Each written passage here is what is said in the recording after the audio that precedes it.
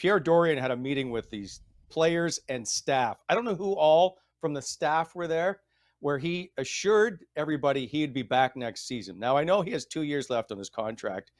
Did you hear anything about this conversation yesterday?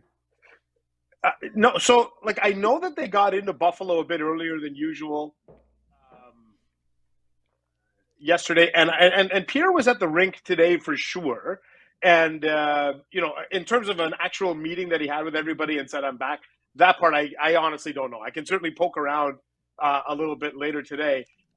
This is going to be really interesting, right? Like, I think Pierre Dorion will be, if he keeps his job beyond this season, would be the first general manager in the salary cap era to keep his job after missing the playoffs in 6 straight years. It's never happened. Like, this has never happened before. So I think it's a worthwhile question to ask. Like, hey, like, you would be the first to keep your job. Why do you think you deserve, to be the first to keep it? There's certainly some reasons to argue why he should. There are reasons why he shouldn't. And I don't know that how, like, this is going to come down to the new owner, though, isn't it? Like, at the end of the day, it won't really come down to whoever's in charge. And it doesn't matter what the 4 of us say or what anybody else says. It's whoever's in charge is going to make that call. Yeah, I would think so, Ian. Yeah, for sure. Yeah, but let's throw this it's out all there.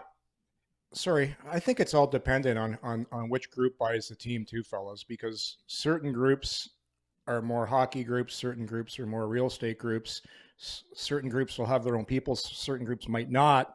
I think it's going to be very dependent on who buys the team. And that's my point is, what if, I don't know, the Remington group comes in and goes, listen, you just run the hockey team. We're not really that invested at the moment. We want to get this real estate thing going.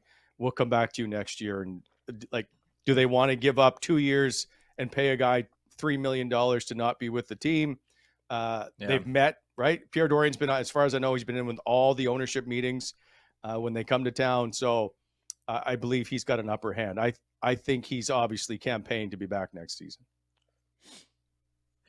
I mean, really. Sorry, go ahead, Bobby. Go ahead. No, I would say, and I'll be brief, but I would say Pierre presents himself very well in meeting. He comes across very, very well spoken and very in touch with what his team is at the moment. I think he generally gives good interviews. So if he's been sitting in on all those meetings, I'm sure he's presented himself in a very good light.